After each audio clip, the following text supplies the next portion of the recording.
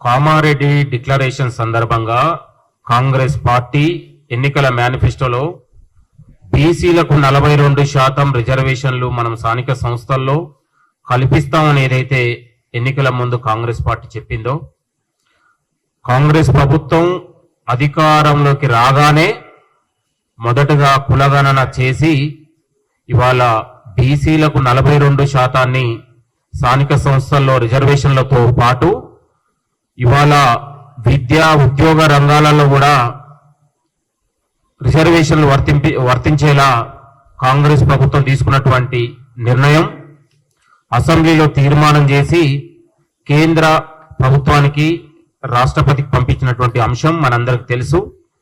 ఇదే అంశం దాదాపు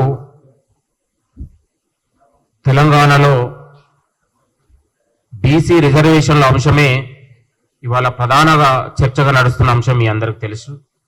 ఇవాళ నేను అంటా ఉన్నాను, బీసీ రిజర్వేషన్ల పైన ఇవాళ బీజేపీ వైఖరి మొన్న రామచంద్రరావు గారి మాటల్లోనే అర్థమైపోయింది. అదేవిధంగా ఇవాళ బీఆర్ఎస్ పార్టీ ఇంతవరకు బీసీ రిజర్వేషన్ల పైన కానీ కులగణనలో కనీసం బీఆర్ఎస్ పార్టీ అగ్రనాయకులు పాల్గొనలేదు. ఇంతవరకు బీఆర్ఎస్ పార్టీ వైఖరి ఇంతవరకు తెలియపరచలేదు.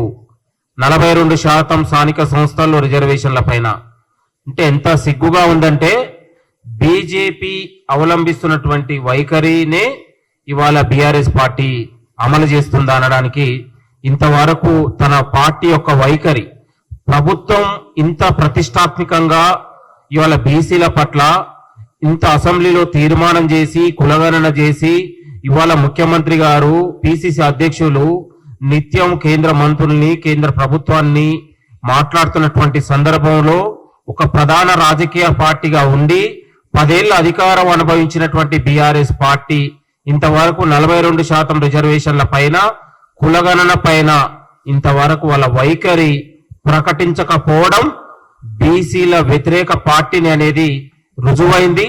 దానిపైన కూడా కేటీఆర్ మాట్లాడతారో, హరీష్ రావు మాట్లాడతారో, కేసీఆర్ మాట్లాడతారో తెలుసుకోవాల్సిన అంశం కూడా ఉందని కూడా ఈ సందర్భంగా మాట్లాడుతా ఉన్నాను. ఇవాళ నేను అంటా ఉన్నాను, 70 ఏళ్లుగా హక్కుల కోసం ఆకాంక్షల కోసం ఎదురు చూసినటువంటి బీసీలకు ఇవాళ కాంగ్రెస్ పార్టీ హక్కున చేర్చుకొని బడుగు బలహీన వర్గాల పార్టీగా ఒక సోషల్ జస్టిస్ గా తెలంగాణ రాష్ట్రం నుంచే సామాజిక న్యాయానికి పునాదులు వేసినటువంటి పార్టీ కాంగ్రెస్ పార్టీ. ఇక్కడ కాంగ్రెస్ ప్రభుత్వం అని కూడా చెప్పక మనం మీ అందరికి తెలుసు. ఇవాళ బీసీల బిల్లును ప్రధానంగా 9th షెడ్యూల్లో చేస్తేనే దానికి ఒక రాజ్యాంగ హోదా ఉంటది, చట్టబద్ధత ఉంటదనే ప్రధాన ఉద్దేశంతోనే మనం ఇవాళ ఢిల్లీకి పంపి రాష్ట్రపతి ఉత్తర్వుల్లో 9th షెడ్యూల్లో చేరిస్తే దానికి ఒక చట్టబద్ధత వస్తుంది, కోర్టుల నుంచి కూడా మనము ఒక న్యాయబద్ధంగా ఉంటదనే అంశంతోనే మనం మాట్లాడుతూ ఉన్నాం. ఇవాళ రామచంద్రరావు గారు మాట్లాడుతూ ఉన్నారు, ఇవాళ మీరు 9th షెడ్యూల్ మీరు చెప్పలేరు, మేము ఇవ్వలేము, అసలు ముస్లింలు తీసేస్తే రాత్రికే మేము 42% అమలు చేస్తామని మాట్లాడే వాళ్ళు ఎక్కడ పోయి ఏం మాట్లాడుతున్నారు? ఇవాళ మనం చెప్పింది కాదు. 1980లో మండల్ కమిషన్ రిపోర్ట్ లో 52% ఉన్నటువంటి బీసీలో 8.4% ముస్లింలు ఉన్నారు, పేద ముస్లింలు ఉన్నారు. మనం ఇచ్చిన రిపోర్ట్ కాదు, 1980లో. దాని యుద్ధ ప్రతిపాదికగానే ఇవాళ బీహార్లో కావచ్చు, యూపీలో కావచ్చు, ఇవాళ అన్ని రాష్ట్రాల్లో ఉత్తర భారతదేశంలో ఇవాళ ముస్లింలకు రిజర్వేషన్లు అమలు జరుగుతూ ఉంది. ఇవాళ మనం అంటా ఉన్నాం, వీళ్ళు పదే ఇవాళ బీసీల రిజర్వేషన్లపై మాట్లాడకుండా కాలికి వేస్తే మెడకు వేస్తే కాలులాగా ఇవాళ దీన్ని కాలయాపన చేసి నీరుగార్చే ప్రయత్నం బీజేపీ నాయకులు మాట్లాడుతూ ఉన్నారు. నేను అంటా ఉన్నాను, ఇవాళ అన్ని రాష్ట్రాలలో వివిధ రాష్ట్రాలలో పేద ముస్లింలు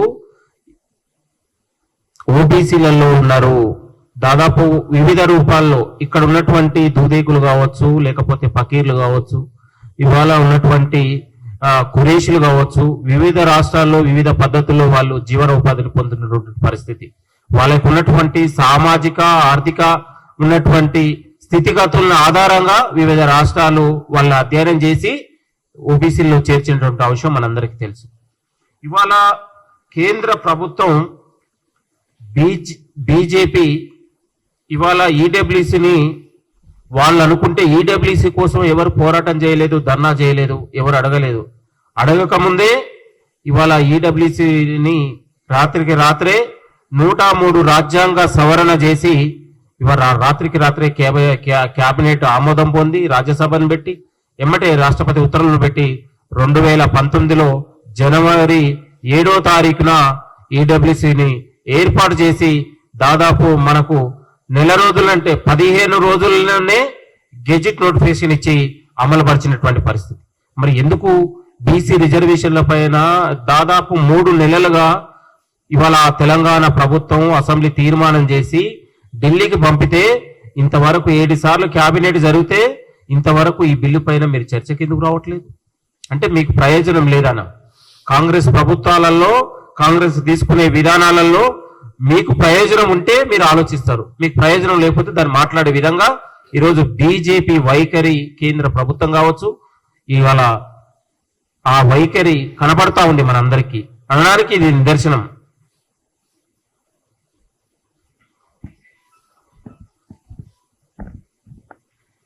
ఇవాళ తమిళనాడు తరహాలో దాదాపు 31 ఏళ్లుగా తమిళనాడు రాష్ట్రంలో 9th షెడ్యూల్లో చేర్చి అక్కడ విద్యా ఉద్యోగాలలో ఇవాళ రిజర్వేషన్లు అమలు జరుగుతున్నాయి. అక్కడ ఉన్నటువంటి రాజ్యాంగ ఫలాలను వాళ్ళు అనుభవిస్తా ఉన్నారు. ఆ తరహాలోనే ఇక్కడ మనం తెలంగాణలో కూడా అమలు జరగాలనేది మనం కోరుకుంటా ఉన్నాం. అంటే తమిళనాడుకు ఒక రాజనీతి, తెలంగాణకు ఒక రాజనీతి. తమిళనాడు కూడా ఈ దేశంలో అంతర్భాగంలో ఉన్నది కదా, మరి దాన్ని ఎందుకు మీరు మర్చిపోయి మాట్లాడుతూ ఉన్నారు బీజేపీ నాయకులు? నేను అంటా ఉన్నాను, ఈ తెలంగాణలో బీజేపీ 2 కేంద్ర మంత్రులు ఉన్నారు, 6 ఎంపీలు ఉన్నారు, మొత్తం 8 మంది బీజేపీ ఎంపీలు ఉన్నారు.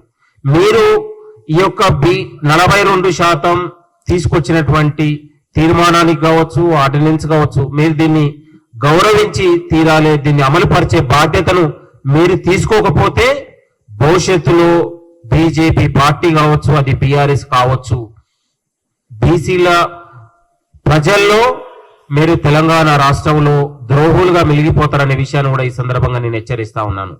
ఇవాళ ప్రధానంగా కాంగ్రెస్ ప్రభుత్వం, కాంగ్రెస్ పార్టీ ఒక విధానాన్ని తీసుకొని దేశవ్యాప్తంగా రాహుల్ గాంధీ గారు ఒక కులగణన చేయాలి, ఈ దేశంలో అట్టడుగు వర్గాలకు కూడా రాజకీయ ఫలాలు అందాలి, రాజకీయంలో వాళ్ళను కూడా ఈ యొక్క చట్టసభలలో వాళ్ళని భాగస్వాములు చేయాలనే ఆలోచనతోని దేశవ్యాప్తంగా ఒక సోషల్ జస్టిస్ ని తీసుకుని ఆయన ఉన్నటువంటి ప్రయాణం చేస్తున్నటువంటి సందర్భంలో ఇవాళ ఆ విధానంలో అమలు కూడా భాగంగానే ఇవాళ తెలంగాణ ప్రభుత్వం ఇవాళ రాహుల్ గాంధీ గారి నాయకత్వంలో, ముఖ్యమంత్రి రేవంత్ రెడ్డి గారి నాయకత్వంలో ఇప్పుడు ఇక్కడ కులగణన జరిగి రిజర్వేషన్ స్థానిక సంస్థలు అమలు చేయాలనుకుంటే దీన్ని మాత్రం వీళ్ళు ఇవాళ రాజకీయ కోణం కాకుండా మీరు ఇక్కడ ఉన్నటువంటి సామాజిక కోణంలో ఇవాళ సామాజిక ఆర్థిక కోణంలో బీసీల స్థితిగతులను ఆలోచన చేసి బీజేపీ కేంద్ర ప్రభుత్వం ఆలోచన చేయాలని కూడా ఈ సందర్భంగా మీకు కోరుతా ఉన్నాం.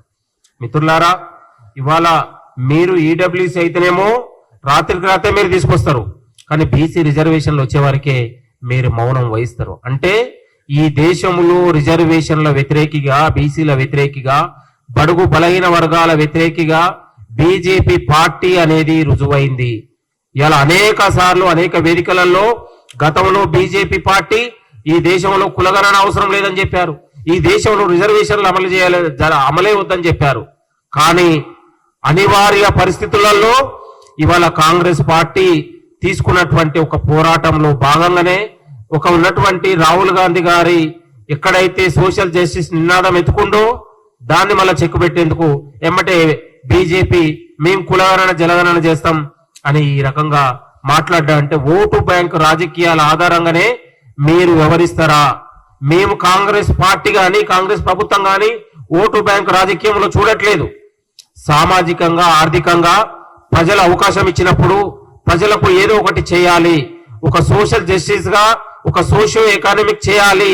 తెలంగాణలో కూడా ఇక్కడ ఉన్నటువంటి బడుగు బలహీన వర్గాలకు రాజ్యాంగ ఫలాలు అంతే, వాళ్ళు రాజకీయంగా, ఆర్థికంగా వాళ్ళని అభివృద్ధి చేయాలనే ఒక ప్రధానమైన ఆకాంక్షతోనే ఈ కాంగ్రెస్ ప్రభుత్వం ఈ యొక్క గొప్ప నిర్ణయం తీసుకుందనే అంశాన్ని కూడా మీ అందరికి చెప్తా ఉన్నాను. కాబట్టి 3 నెలలుగా మీరు కాలయాపన చేసి 2 బిల్లులు పంపిస్తే ఆ బిల్లులపైన ఇంతవరకు ఒక కేబినెట్ చర్చ లేదు, కనీసం ఒక రివ్యూ లేదు.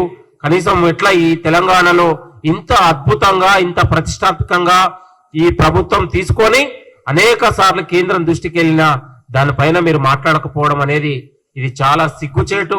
ఇది చాలా బీసీలను ఒక కించపరిచినట్లే అనే ఈ సందర్భంగా మేము మాట్లాడుతా ఉన్నాం. 1900 ఈడబ్ల్యూసీ రిజర్వేషన్ 1992లోనే సుప్రీంకోర్టు చెల్లదని చెప్తే కూడా మీరు ఆర్డినెన్స్ తీసుకొచ్చి రాజ్యాంగ సవరణ తీసుకొచ్చి 103 రాజ్యాంగ సవరణ తీసుకొచ్చి ఆగమేఘాల మీద చేశారు. ఇవాళ మేము అడుగుతా ఉన్నాం, బీసీలకు తెలంగాణ ప్రభుత్వం తీసుకొచ్చిన బీసీ 42% కూడా తమిళనాడు తరహాలోనే ఈ విధానాన్ని అమలు చేయండి, ఒక చట్టబద్ధత కల్పించండి, ఇక్కడ ఒక గొప్ప అవకాశం ఇవ్వండి అని కేంద్ర ప్రభుత్వాన్ని అడుగుతా ఉన్నాం. కాబట్టి ఇవాళ దీనిపైన కనీసం వాళ్ళ వైఖరి కానీ వాళ్ళ విధానాలు కానీ తెలుపుకోవడం అనేది ఒక దారుణమైన అంశం. దీన్ని ఇంకా మరొక రకరకాలుగా మాట్లాడే ప్రయత్నం జరుగుతూ ఉన్నది. బీసీలు అంటారు, ముస్లింలు అంటారు, ఇవాళ ఆడలేక మధ్య తెరువులాగా ఇవాళ మీరు బీసీ రిజర్వేషన్లు మాట్లాడితే ఇవాళ ముస్లింల గురించి మాట్లాడుతూ ఉన్నారు బీజేపీ నాయకులు. అంటే తలా తోక లేకుండా వాళ్లకు కనీసం రిజర్వేషన్లు ఇవ్వాలనే ఆలోచన లేకుండా, బడుగు బలైన వర్గాల మీద కనీసం వాళ్ళకు కన్సర్న్ లేకుండా ఇవాళ వాళ్ళ తీరు గాని వాళ్ళ ఆలోచన గాని అత్యంత బాధాకరం. ఇక్కడ ఉన్నటువంటి తెలంగాణ సమాజంలో కావచ్చు, దేశవ్యాప్తంగా ఉన్నటువంటి 50% ఉన్నటువంటి బీసీ జనాభా ఒక న్యాయబద్ధంగా ఒక ప్రజాస్వామ్యబద్ధంగా ఈ ప్రభుత్వం గుర్తించి వాళ్ళకు న్యాయం చేయాలని ఒక దిశగా మనం ఒక డెమోక్రటిక్ గా వెళ్తుంటే దాన్ని ఒక అడ్డుకునే ప్రయత్నం, నీరుగార్చే ప్రయత్నం జరుగుతూ ఉంది. ఇది ఒక మంచి పద్ధతి కాదు అనే విషయాన్ని కూడా ఈ సందర్భంగా గుర్తు చేస్తా ఉన్నాం. బీఆర్ఎస్ పాలనలో 34% ఉన్నటువంటి రిజర్వేషన్లని ఇవాళ స్థానిక సంస్థల్లో 22%కే గతంలో 2018 ఇవాళ పంచాయతీరాజ్ చట్టాన్ని సవరించి వాళ్ళు ఇవాళ సుప్రీంకోర్టుకి వెళ్ళినా మళ్ళా పిటిషన్ ని వెనక్కి తీసుకొని ఇవాళ 23%కి వాళ్ళ స్థానిక సంస్థలు అవకాశం ఇచ్చినటువంటి పరిస్థితి తెలుసు. కాబట్టి ఇవాళ బీఆర్ఎస్ పార్టీ అయినా బీజేపీ పార్టీ అయినా ఇవాళ ఒకే ఎజెండాతోని ఒకే విధానంతో ముందుకెళ్తా ఉంది. కాబట్టి ఒక ప్రధాన రాజకీయ పార్టీలుగా ఉండి బీసీల పట్ల బీసీల స్థితిగతుల పట్ల కనీసం మీరు వైఖరి గాని విధానాలు ఏందో తెలపకపోవడం అనేది ఇది చాలా దురదృష్టకరం, బాధాకరం అని కూడా మేము కోరుతా ఉన్నాం. ఏది ఏమైనా ప్రజల మద్దతుతోని ప్రజల చైతన్యంతోని ప్రభుత్వానికి ప్రజా ఆదరణతోని ప్రజా మద్దతుతోని 42% రిజర్వేషన్లు సాధించి స్థానిక సంస్థల్లో ఇచ్చి తీరి చట్టబద్ధంగా కోట్ల బద్ధంగా ఇవాళ న్యాయబద్ధంగా వాళ్ళకి రిజర్వేషన్లు ఇవ్వాలనే ఆకాంక్షతోని ఈ ప్రభుత్వం ముందుకెళ్తా ఉంది. దాన్ని అడ్డుకునే ప్రయత్నం మీరే జరుగుతాయి. భవిష్యత్తులో తెలంగాణ సమాజంలో మీరు దోషిగా ఇవాళ 8 సీట్లు మీరు గెలిచారేమో భవిష్యత్తులో కనీసం బోరీ కొట్టే పరిస్థితి కూడా మీకు ఉండకపోవచ్చు అని కూడా నేను బీఆర్ఎస్ పార్టీకి లేదా బీజేపీ పార్టీకి ప్రధానంగా మేము హెచ్చరిస్తా ఉన్నాం, మేము డిమాండ్ చేస్తా ఉన్నాం. ఇది రాజకీయ కోణం మీరు అనుకోకుండా ఇది ఒక మానవీయ కోణంలో ఒక సామాజిక కోణంలో మీరు ఆలోచన చేయాలని కూడా బీజేపీ నాయకులకు మీకు కోరుతా ఉన్నాను. ఇవాళ బీజేపీ పార్టీలో బీసీ నాయకులు ఉన్నారు. ఇవాళ బండి సంజయ్ గారు కేంద్ర మంత్రిగా ఉన్నారు, ఈటల రాజేంద్ర గారు ఉన్నారు, అరవింద్ కుమార్ ఉన్నారు, ఇంకా ఉన్నటువంటి మీరందరూ కూడా బడుగు బలహీన వర్గాల ప్రతిపాదికన మీరందరూ వచ్చిన వాళ్ళు. మీరు కూడా ఒక ప్రభుత్వం ఒక గొప్ప పారదర్శకమైన విధానంతో ఒక బీసీ రిజర్వేషన్ అంశాన్ని మనకు తీసుకొచ్చినందుకు మీరు స్వాగతించకుండా ఇవాళ మీరు కూడా ఆ మౌనంగా ఉండి అడుగులకు మడుగులు చేస్తారా లేకపోతే ప్రజల పక్షాన ఉండి మీరు మాట్లాడతారా తేల్చుకోవాల్సిన అంశం కూడా ఉందని కూడా నేను కోరుతా ఉన్నాను. ఇది ఒక న్యాయబద్ధమైన అంశం. తెలంగాణలో 70 ఏళ్ల తర్వాత ఇవాళ ఒక సామాజిక న్యాయానికి తొలి అడుగు పడ్డది. ఒక పునాది పడినటువంటి సందర్భంలో ఇది ఒక చారిత్రాత్మకంగా మనం నిలిచిపోతా ఉన్నాం. కాబట్టి దీనికి అందరూ కూడా సహకరించుకొని సాధించుకోవాల్సిన అవసరం ఉందని కూడా నేను తెలంగాణ రాష్ట్రంలో ఉన్నటువంటి అన్ని రాజకీయ పార్టీలకు బీఆర్ఎస్ బీజేపీ పార్టీలు ఇంకా ఉన్నటువంటి అందరికీ నేను కోరి దీన్ని అమలు చేసుకుందాం. బడుగు బలైన వర్గాలకు కూడా మనం రాజ్యాంగ ఫలాలు అందించే దాంట్లో మనందరం కూడా భాగమవుదాం అని కూడా అందరికీ పిలుపునిస్తూ డిమాండ్ చేస్తూ దీన్ని దయచేసి మీరు ఒక కుట్ర కోణం చేసి అడ్డుకునే ప్రయత్నం చేయొద్దని కూడా నేను అందరూ కూడా మనవి చేస్తా ఉన్నాను. Thank you. నమస్తే.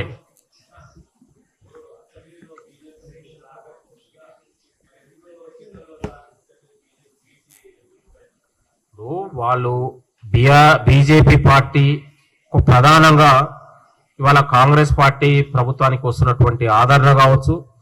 ఈసారి వీళ్ళకు బీసీ బిల్లుని 42% ఇస్తే వీళ్ళకి ఎక్కడ ప్రజాదరణ వస్తుందో, మళ్ళీ ఒక 20 ఏళ్ళు వీళ్ళు తెలంగాణలో ఉంటారు అంటే ఒక ప్రధాన ఒక రాజకీయ కుట్రకోణమే ఉండొచ్చు దాంట్లో. ఇంకా నేను అనేది వాళ్ళ ఈడబ్ల్యూసీ తీసుకొచ్చినప్పుడు వాళ్ళని ఎవరు అడిగారు? ఆమె మేఘాల మీద తీసుకొచ్చారు, అమలు చేశారు. ఇవాళ తమిళనాడు తరహాలో 30 ఏళ్ళుగా అక్కడ జరుగుతుంది. అదే అమలు ఇక్కడ చేయమంటున్నాం, కొత్తగా ఏం లేదు కదా నేను అనేది. కాబట్టి ఇది ఆవశ్యకత. మనం ప్రజల నుంచి వస్తున్నటువంటి మద్దతు వస్తుంది, ఒక ప్రజల నుంచి వస్తున్నటువంటి ఒక పిలుపుని వస్తుంది. దాన్ని బీజేపీ స్పందించాల్సిన అవసరం ఉంది, దాన్ని అమలు చేయాల్సిన అవసరం ఉందని కూడా మేము కోరుతున్నాము.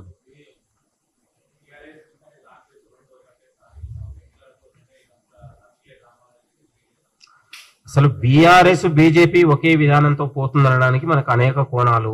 ఇవాళ కులగణన జరిగింది, 42% మనం ఇంతవరకు కేంద్ర ప్రభుత్వానికి పంపినాం, మనందరం మాట్లాడుతూ ఉన్నాం. ప్రభుత్వం పోయి అక్కడ ప్రభుత్వ పెద్దలు ముఖ్యమంత్రి గారు మాట్లాడుతూ ఉన్నారు.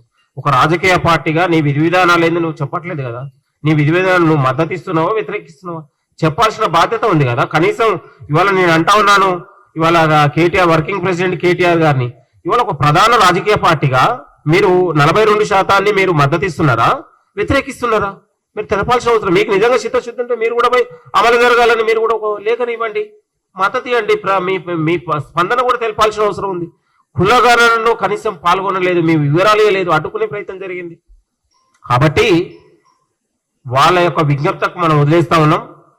ప్రజల ఇచ్చినటువంటి ప్రజలకు ఒక జవాబుదారిగా ఈ ప్రభుత్వం సామాజిక న్యాయ కోణంలో, సామాజిక ఆర్థిక కోణంలో బడుగు బలైన వర్గాలకు కూడా ఒక రాజకీయ ఫలాలు అందాలనే ఈ ప్రభుత్వం కాంగ్రెస్ పార్టీ ముందుకెళ్తా ఉంది. ఎవరెన్ని కుట్రదారులు ఉన్నా అది ప్రజలలో తెలిపోద్ది, ప్రజలే దానికి జవాబిస్తారు. Thank you.